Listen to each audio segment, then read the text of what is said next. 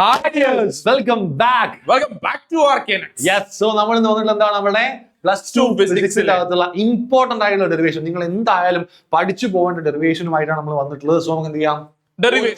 വളരെ പ്രധാനപ്പെട്ടത് നോക്കാം. ഓക്കെ, സോ ഫസ്റ്റ് ചാപ്റ്റർ ഏതാണ് പക്ഷേ? ഫസ്റ്റ് ചാപ്റ്റർ എന്ന് പറയുന്നത് ഇലക്ട്രിക് ചാർജസ് ആൻഡ് ഫീൽഡ് എന്ന് പറഞ്ഞ അതിൽ നമുക്ക് ആദ്യം നോക്കാനുള്ളതാണ് electric field due to an electric dipole അല്ലേ. അതൊക്കെ എവിടെയൊക്കെ നോക്കാനുള്ള ആക്സിയൽ പോയിന്റിൽ നോക്കാണ്ട് ഇക്വറ്റോറിയൽ പോയിന്റിൽ നോക്കാണ്ട് രണ്ടും സെപ്പറേറ്റ് ഡെറിവേഷൻ ആണ്. സോ രണ്ടും ഒന്ന് നമുക്ക് ചോദിക്കാൻ ചാൻസ് ഉള്ള ഇമ്പോർട്ടന്റ് ആണ്. ഇമ്പോർട്ടന്റ് ഒരു സംശയമില്ല. നമുക്ക് എന്ത് ചെയ്യാം? കറക്റ്റ് ആയിട്ട് എന്ത് ചെയ്യാം? നമുക്ക് അവിടെ ഇമ്പോർട്ടന്റ് ആയിട്ട് മാർക്ക് ചെയ്യാം. റെഡി? അടുത്തെന്താണ്? Torque acting on a dipole in uniform electric field. Uniform electric ഫീൽഡിൽ വെച്ച ഒരു ഡൈപോളിന്റെ മുകളിൽ ആക്ട് ചെയ്യുന്ന ടോർക്കിന്റെ ഇക്വേഷൻ ഡെറിവേഷൻ ആയിട്ട് നമുക്ക് പഠിക്കാനുണ്ട്. ഇമ്പോർട്ടന്റ് ആണ്. പിന്നെ നമുക്കുള്ള ലോ എന്ന് പറഞ്ഞാൽ ഗോസസ് ലോ ആണ്. അതിന്റെ അപ്ലിക്കേഷൻ നമുക്ക് രണ്ടെണ്ണം പഠിക്കാനുണ്ട്. ഗോസസ് ലോ ആയിട്ട് ബന്ധപ്പെട്ട ക്വസ്റ്റ്യൻസ് എന്തായാലും ഉണ്ടാകും. തീർച്ചയായിട്ടും ഒരു സംശയം വേണ്ട. ഗോസസ് ലോ നമുക്ക് സ്ഥിരമായിട്ട് വരുന്ന ഒരു ഭാഗമാണ്. റെഡി അല്ലേ? റെഡി. അടുത്ത ചാപ്റ്റർ നോക്കാം. ഇലക്ട്രോസ്റ്റാറ്റിക് പൊട്ടൻഷ്യൽ ആൻഡ് കപ്പാസിറ്റൻസ് എന്ന് പറഞ്ഞ ചാപ്റ്ററിൽ first one potential due to electric dipole. പക്ഷെ നേരത്തെ നമ്മൾ ചെയ്ത പോലെ രണ്ടും ഇക്വറ്റോറിയൽ നമ്മൾ ആക്സിയൽ പോയിന്റ് നമ്മൾ സെപ്പറേറ്റ് ആയിട്ടുള്ള ചെയ്യുന്നത് ഒറ്റ പോയിന്റ് എടുത്ത് നമ്മൾ എന്ത് ചെയ്യണം? അതിന്റെ അകത്ത് കേസുകളായിട്ടാണ് എന്ത് ചെയ്യുന്നത്?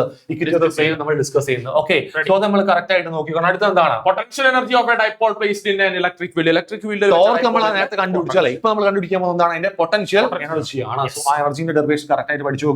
അടുത്തത് നമുക്ക് കപ്പാസിറ്റൻസിന്റെ കേസ് ആണ്. Capacitance of A parallel plate capacitor ഉണ്ട്. അതേപോലെ തന്നെ കോമ്പിനേഷൻ ഓഫ് കപ്പാസിറ്റൻസിന്റെ കാര്യം നിങ്ങൾ കറക്റ്റ് ആയിട്ട് നിങ്ങൾ കപ്പാസിറ്റൻസ് നിങ്ങൾ എന്ത് ചെയ്യുക? കറക്റ്റ് ആയിട്ട് പഠിച്ചു നോക്കുക. റെഡി? അടുത്ത ചാപ്റ്റർ ഏതാണ്? അടുത്ത ചാപ്റ്റർ മാമിന്റെ ചാപ്റ്റർ ആണ്. പറഞ്ഞേ, അതിൽ നമുക്ക് ഇമ്പോർട്ടന്റ് ആയിട്ട് പഠിക്കണം എന്ന് പറഞ്ഞാൽ എന്താണ്? ഡ്രിഫ്റ്റ് വെലോസിറ്റി ആൻഡ് കറണ്ട് ആണ്. ആൻഡ് നമ്മുടെ ഇമ്പോർട്ടന്റ് എല്ലാ ക്വസ്റ്റ്യൻ പേപ്പറിലും ന്യൂമറിക്കൽസ് ആയിട്ടും അതേപോലെ ഡെറിവേഷൻ ആയിരിക്കും ചോദിക്കുന്നത്. ഏതാണ് ഏറ്റവും പ്രധാനപ്പെട്ട ടോപ്പിക് ആണ് വീസ്റ്റോൺ ബ്രിഡ്ജ്. എന്തായാലും ഒരു ക്വസ്റ്റ്യൻ എനിക്ക് ഉറപ്പാണ് ഈ പ്രാവശ്യത്തെ ക്വസ്റ്റ്യൻ പേപ്പർ വീസ്റ്റോൺ ബ്രിഡ്ജ് ഒരു ക്വസ്റ്റ്യൻ ഉണ്ടാവും. തീർച്ചയായിട്ടും. ഓക്കെ, റെഡി അല്ലേ? അടുത്ത ചാപ്റ്റർ നോക്കാം. നെക്സ്റ്റ് ചാപ്റ്റർ നോക്കണേ ഇലക്ട്രോമാഗ്നറ്റിക് ഇൻഡക്ഷൻ അല്ലേ. കഴിഞ്ഞ കൊല്ലം ചോദിച്ച ടോപ്പിക് ആണ് മോഷണൽ EMF അല്ലെ. പ്രോബ്ലംസ് ചോദിക്കാറുണ്ട്. Derivation important. റെഡി അല്ലേ?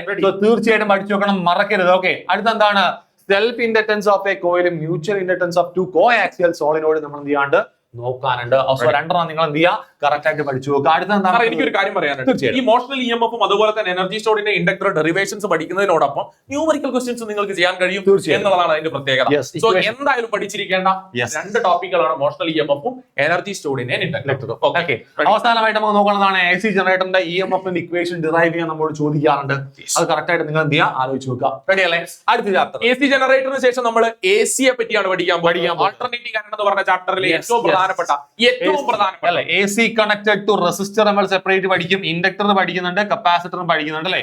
സെപ്പറേറ്റ് ആയിട്ടുള്ള ഡെറിവേഷൻ ആണ്. അത് മൂന്നെണ്ണം നോക്കി വെക്കണം. അത് ഇമ്പോർട്ടന്റ് ആണ്. അതിൽ ഏതെങ്കിലും ഒന്ന് നമുക്ക് ചോദിക്കും. എനിക്ക് തോന്നുന്നു ഇപ്രാവശ്യം അധികവും ഇൻഡക്ടർ ആയിരിക്കും. ഓക്കെ, അടുത്തത് LCR സീരീസ് സർക്യൂട്ടിന്റെ കേസ് ആണ്. LCR സീരീസ് സർക്യൂട്ട് ഗ്രാഫ് വെച്ച് പ്രൂവ് ചെയ്യാൻ വേണ്ടി നിങ്ങളോട് തീർച്ചയായിട്ടും നമ്മൾ അതിന്റെ നമ്മുടെ ഫേസർ ഡയഗ്രാം വെച്ച് എന്ത് ചെയ്യും? കറക്റ്റ് ഫേസർ ഡയഗ്രാം പഠിച്ചു നോക്കുക. അത് വെച്ചിട്ട് എന്ത് ചെയ്യണം? നിങ്ങൾക്ക് അതിനെ റിസൾട്ടന്റ് വോൾട്ടേജും അതേപോലെ തന്നെ ഇമ്പിഡൻസും പ്രൂവ് ചെയ്യാനുള്ള ഡെറിവേഷൻസ് അതിന്റെ അകത്ത് കറക്റ്റ് ആയിട്ട് പഠിച്ചു നോക്കുക. അതിന്റെ റെസൊണൻസ് കണ്ടീഷൻ ഒരുപാട് കാര്യങ്ങളുണ്ട്. സിമ്പിൾ ആയിട്ട് പഠിക്കാൻ വേണ്ട ചാപ്റ്റർ ആണ്. സോ എന്തായാലും നിങ്ങൾ എന്ത് ചെയ്യാൻ? പഠിച്ചു നോക്കുക, സ്കിപ്പ് ചെയ്യരുത്. അടുത്ത ചാപ്റ്റർ ഓക്കെ, ഒരുപാട് ഡെറിവേഷൻ ഉണ്ട്. Relation between R and F അധികവും ചോദിക്കുന്ന ഒരു സാധനം relation between R and F എന്ന് പറഞ്ഞാൽ. പിന്നെ മിറർ ഇക്വേഷൻ അത്രത്തോളം ഒന്നും ചോദിച്ചു കണ്ടില്ല. എന്നാൽ നിങ്ങൾ എന്ത് ചെയ്യുക? പഠിച്ചു നോക്കുക. ഒരു വെറൈറ്റി ചോദിക്കാൻ തോന്നിയാലോ അല്ലെ. അടുത്താണ് റിഫ്രാക്ഷന്റെ സിംഗിൾ സ്പെരിക്കൽ സർഫസിന്റെ നടക്കുന്ന റിഫ്രാക്ഷൻ ഉണ്ട്. അത് കഴിഞ്ഞാൽ നമ്മൾ എന്ത് ചെയ്യും? രണ്ട് വളരെ പ്രധാനപ്പെട്ടത് ഇമ്പോർട്ടന്റ് എന്ന് പറയുന്നത് ഇമ്പോർട്ടന്റ് ആണ്. ഓക്കെ, അടുത്ത് കോമ്പിനേഷൻ ഓഫ് ലെൻസ്. അതും ചെറിയൊരു ഡെറിവേഷൻ ആണ്. സിമ്പിൾ ആയിട്ട് നമ്മൾ ചെയ്യാം. ആൻഡ് പ്രിസം ഏതാണ് തോന്നുന്നത്? എനിക്ക് തോന്നുന്നു ഒരു ചാൻസ് അധികമുണ്ട്. കാരണം ഒട്ടുമിക്ക ക്വസ്റ്റ്യൻ പേപ്പറിന്റെ അകത്തും പ്രിസം കഴിഞ്ഞിട്ട് വേറെ എന്ത് ചോദിക്കാറുള്ളൂ. ഓക്കെ, പ്രിസം ഇമ്പോർട്ടന്റ് ആണ്. അതിന്റെ റേ ഡയഗ്രാം കറക്റ്റ് ആയിട്ട് നിങ്ങൾ വരച്ച് പഠിച്ചു നോക്കുക. ഇമ്പോർട്ടന്റ് ആണ്. അതേപോലെ തന്നെ അവിടെ എന്തുണ്ട്? നമുക്ക് അതിന്റെ ഒരു ഡീവിയേഷൻ, മിനിമം ഡീവിയേഷൻ ഗ്രാഫ് പഠിക്കാനുണ്ട് നമുക്ക് അല്ലെ. ID graph. ഓക്കെ, ആൻഡ് നമ്മുടെ വേവ് ഓപ്റ്റിക്സ്. യെസ്, നമ്മുടെ ഡെറിവേഷൻ വരുന്ന അവസാനത്തെ ചാപ്റ്റർ ആണ്. ബാക്കി എല്ലാത്തിനും തിയറിയാ. ബാക്കി അങ്ങോട്ടേ ഒന്നുമില്ല അല്ലെ. ഡ്യുവൽ നാച്ചറും ആറ്റംസും ന്യൂക്ലിയർ ഒക്കെ എന്താണ്, സെമികണ്ടക്ടർ ഒക്കെ എന്താണ്, തിയറി മാത്രമേ ഉള്ളൂ. അപ്പൊ വേവ് ഓപ്റ്റിക്സ് ആണ് നമ്മുടെ ഡെറിവേഷന്റെ അകത്തുള്ള ഏറ്റവും അവസാനത്തെ ചാപ്റ്റർ എന്ന് പറഞ്ഞാൽ ഇവിടെ എന്തായാലും നോക്കേണ്ടതാണ് രണ്ട് ഡെറിവേഷൻ. റിഫ്ലക്ഷൻ. അപ്പൊ രണ്ടും കൃത്യമായിട്ട് ഹൈജൻസ് പ്രിൻസിപ്പിൾ വെച്ച് റിഫ്ലക്ഷനും റിഫ്രാക്ഷനും പ്രൂവ് ചെയ്യുക. സിമ്പിൾ ആയിട്ടുള്ള സംഭവമാണ്. ആ ഒരു ഗ്രാഫ് അല്ല, ആ ഒരു റേ ഡയഗ്രം നിങ്ങൾ എന്ത് ചെയ്യുക, കറക്റ്റ് ആയിട്ട് എന്ത് ചെയ്യുക, വരയ്ക്കാൻ പഠിച്ചു വെക്കുക, വരച്ച് പഠിച്ചു വെക്കുക. ഒരു സംശയം വേണ്ട. റെഡിയാണ്. വളരെ കുറച്ച് ഡെറിവേഷൻസിനെ പറ്റി നമ്മൾ പറഞ്ഞിട്ടുള്ളൂ. അതെ. അപ്പൊ ഈ ഡെറിവേഷൻസ് ഒക്കെ തന്നെ നിങ്ങൾ നിർബന്ധമായിട്ടും പഠിച്ചു വെക്കുക. ഒട്ടും സ്കിപ്പ് ചെയ്യാൻ പാടില്ല. നിർബന്ധമായിട്ടും പഠിച്ചിട്ട് വേണം നിങ്ങൾ എന്ത് ചെയ്യാൻ, എക്സാം ഹോളിലേക്ക് കയറാൻ. റെഡിയല്ലേ? +2 ഫിസിക്സിലെ കുട്ടികളാണോ നിങ്ങൾ ഈ ഡെറിവേഷൻസ് പഠിച്ചു തന്നെ പോകണമെന്നാണ്. തീർച്ചയായിട്ടും പഠിക്കണം. അതിനുള്ള സമയമുണ്ട്. ഇഷ്ടംപോലെ ടൈമുണ്ട്. ഓക്കെ അല്ലേ? എല്ലാവരും എന്ത് ചെയ്യുക, മോഡൽ എക്സാം പോയി നല്ല ഡീറ്റെയിൽ അറ്റൻഡ് ചെയ്യുക. സോ നമുക്ക് എന്ത് ചെയ്യാം, അടുത്തൊരു വീഡിയോ ആയിട്ട് നമുക്ക് വീണ്ടും കാണാം. Till then, goodbye.